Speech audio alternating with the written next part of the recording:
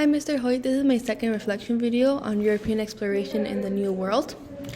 And okay, Hi, Mr. Hoyt.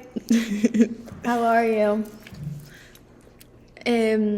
so basically, after seeing a lot of these sources, which a lot of them were primary, I saw that the beginning of the United States came way before what we think.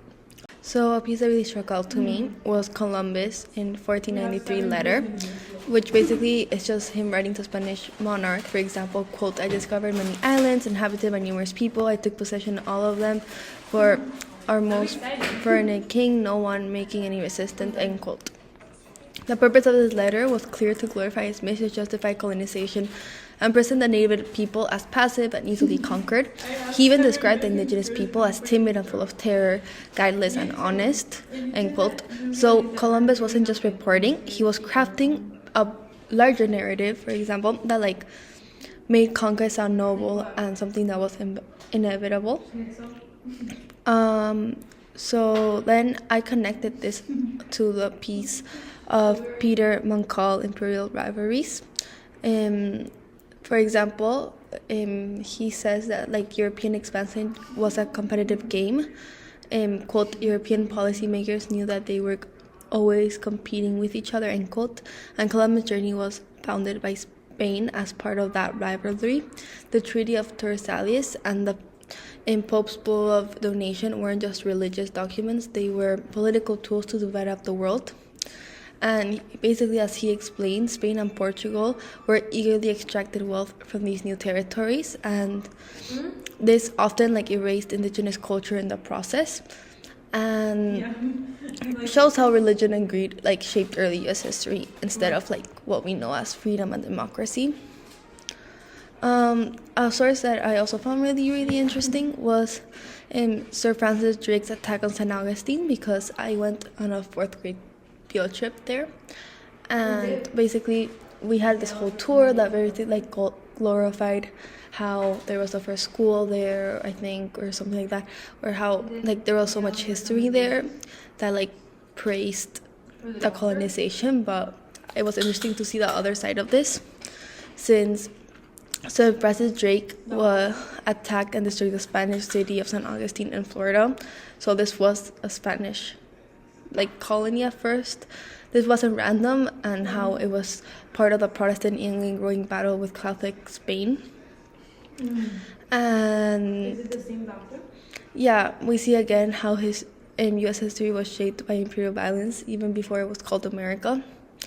And then another source, well, I think it's gonna be the last one that really struck out to me, was Neil Foley's Mexicans in the Making of America, which was really interesting because with what is going on right now in the world, especially in America with immigration and the policies and ethics of it, since he writes, quote, "The early history of what is now the United States was Spanish, not English," end quote. Spanish settlers founded in cities like Santa Fe, San Antonio, and even San Augustine long before Jamestown.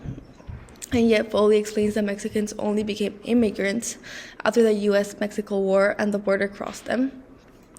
For example, this quote was really interesting to me, which said, "We didn't cross the border crossed us," and the purpose of Foley's work is to challenge the larger Anglo-centric narrative and show that U.S. history includes indigenous mestizo and Mexican people, which was very much long before the United States existed.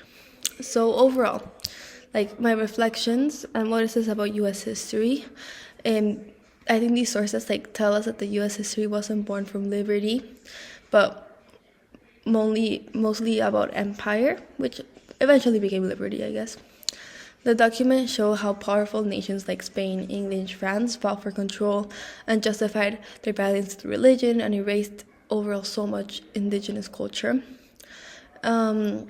I think the purpose of this text was often to persuade, to claim, and to erase, but we often don't see this in the real story of that. And how does this all influence what I know and my experience is that as someone who's very familiar with like Latin American history, I know a lot of stories about colonization, mestizaje, and resistance, and this helped me see how deeply connected those stories are to the U.S. history too.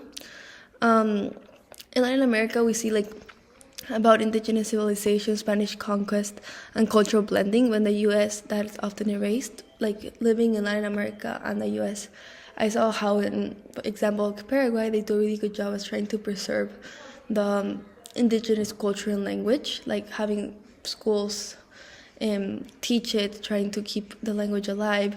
But in the U.S., I guess it's more of like not a taboo topic, but more like less talked about, which is like similar and different for them. But yeah, they basically say like that the empire that they created is not freedom, and the foundation, and indigenous and Latino people are not newcomers,